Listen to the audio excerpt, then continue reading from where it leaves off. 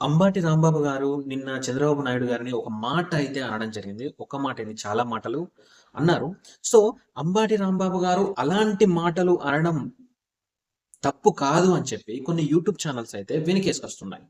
Actually Ambati Rambabu గారు చంద్రబాబు నాయుడు గారిని ఎందుకు అలా అనవలసి వచ్చింది?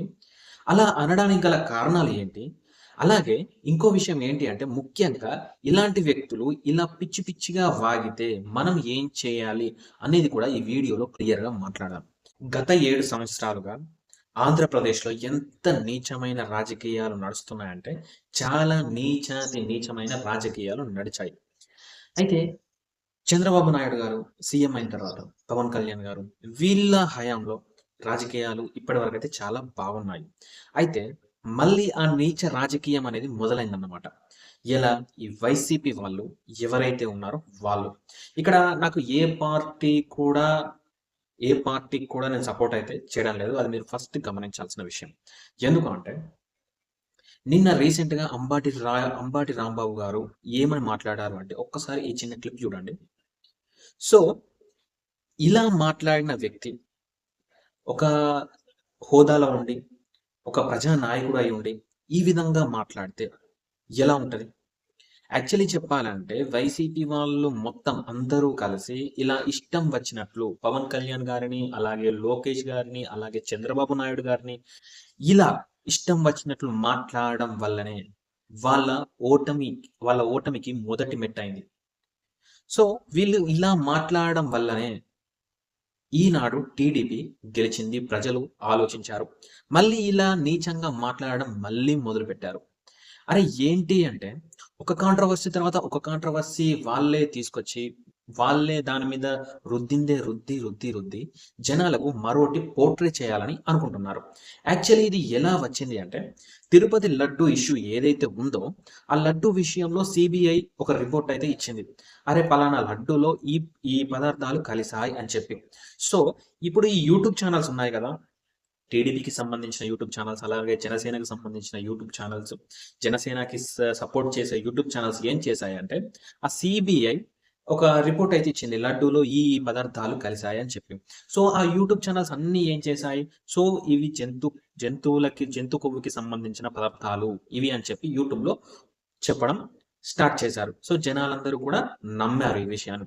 సో, ఇలా చేసిన తర్వాత టీడీపీకి సంబంధించిన వ్యక్తులు ఏం చేశారు అంటే వైసీపీదే మొత్తం తప్పు. తిరుపతి లడ్డూ ఇష్యూలో వైసీపీదే తప్పు అని చెప్పి కొన్ని ఫ్లెక్సీలు, కొన్ని పోస్టర్‌లు అయితే వేయడం జరిగింది. అక్కడ వరకు బాగానే ఉంది అని అనుకోవచ్చు. అయితే ఇంకా స్టెప్ ఏమైంది అంటే, ఈ అంబాటి రాంబాబు గారు ఏం చేశారంటే, ఆ ఫ్లెక్సీలన్నీ తీసేస్తాను. ఎవడొస్తాడో రాండి. కర్రలతో వస్తారా? జైల్‌లో పెడతారా? అని చెప్పేసి అంబాటి రాంబాబు గారైతే అనడం జరిగింది. సో, అయితే నిన్న జరిగిన ఇష్యూ ఏంటంటే, అంబాటి రాంబాబు గారు కర్రలతో వస్తారా? జైల్‌లో పెడతారా? అనేసరికి టీడీపీకి సంబంధించిన చాలా మంది అంబాటి రాంబాబుని అటాక్ చేయడానికైతే వెళ్లారు. ఆ నేపథ్యంలో అంబాటి రాంబాబు గారైతే చంద్రబాబు నాయుడు గారిని లా అనే వర్డ్స్ పెట్టి తిట్టడం స్టార్ట్ చేశాడు. గతంలో ఇలా చేయడం వల్లనే కదా వీళ్ళందరూ ఓడిపోయింది. సో, ఇప్పుడు కూడా అదే పని. అంటే ఇక్కడ ఏం జరుగుతుందంటే, ఏ రాజకీయ నాయకుడైనా, ఇటు వైసీపీ వాళ్ళైనా, ఇటు టీడీపీ వాళ్ళైనా, ఇటు జనసేన వాళ్ళైనా, ఒక హోదాలో, ఒక పదవిలో, ఒక ప్రజా నాయకుడిగా ఇలాంటి పదాలు వాడడం చాలా చాలా తప్పు. మీకు ఒక ఇష్యూ వస్తే, ఆ ఇష్యూ మీద మీరు రోడ్డు పైన కూర్చొని ధర్నాలు చేయండి. ఒక ప్రొటెస్ట్ చేయండి. మీరు మాట్లాడండి. మీరు విమర్శించండి.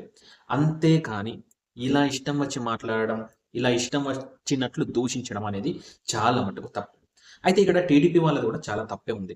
అది ఎలా అంటే, సరే అంబాటి రాంబాబు గారు ఏదో ఫ్లెక్సీలు నచ్చి చించేస్తా, వాటిని చేసేస్తా, మీరు ఎవడొస్తాడో రండి, కర్రలతో వస్తారా రండి అని అన్నప్పుడు, టీడీపీ వాళ్ళు కర్రలతో వస్తే మీరు నిజంగానే కర్రలు పట్టుకొని పోయి ఇవన్నీ కొడితే సమస్య అయిపోతుందా? సమస్య తీరిపోతుందా? సమస్య అనేది తీరిపోదు కదా! సమస్య వస్తే ఎలా సాల్వ్ చేయాలో ఆలోచించండి ఓపికతో. ఏ రాజకీయ నాయకుడికైనా, ఏ అపోజిషన్ లీడర్‌కైనా విమర్శించే హక్కు, మాట్లాడే హక్కు, అలాగే ప్రశ్నించే హక్కు ఖచ్చితంగా ఉంటుంది. సో, అలా మాట్లాడండి, అలా విమర్శించండి. కానీ ఇలా దూషించడం అనేది చాలా చాలా తప్పు. సో, ఇలా వాళ్ళు దూషించినప్పుడు మీరు రిటర్న్ అటాక్ చేయడం కూడా చాలా తప్పు. రిటర్న్ తిట్టడం కూడా చాలా తప్పు. రిటర్న్ మాట్లాడడం కూడా, రిటర్న్‌గా దూషించడం కూడా, రిటర్న్‌గా వల్గర్‌గా మాట్లాడడం కూడా తప్పే. మీరు స్ట్రెయిట్‌గా ఏం చేయాలి? ఎలా చేస్తే సాల్వ్ అవుతుంది? పోలీస్ కంప్లెయింట్ ఇవ్వండి. లేకపోతే ఇలా చేస్తున్నారని ఒక పోలీస్ కంప్లెయింట్ ఇచ్చి అతన్ని అరెస్ట్ చేపిచ్చండి. అంతేకాని వాడేదో తిట్టాడని, వాళ్ళేదో చేశారని మీరు అదే చేస్తే ఇటు టీడీపీకైనా, ఇటు జనసేనకైనా చాలా అవమానం. సో, ఒకడు రియాక్ట్ అయినప్పుడు మనం కూడా అదే వేలో రియాక్ట్ అవ్వడం అనేది చాలా తప్పు. ఎలాంటి వేలో రియాక్ట్ అవుతే బావుంటదో ఆలోచించి రియాక్ట్ అవ్వండి. ఓకే.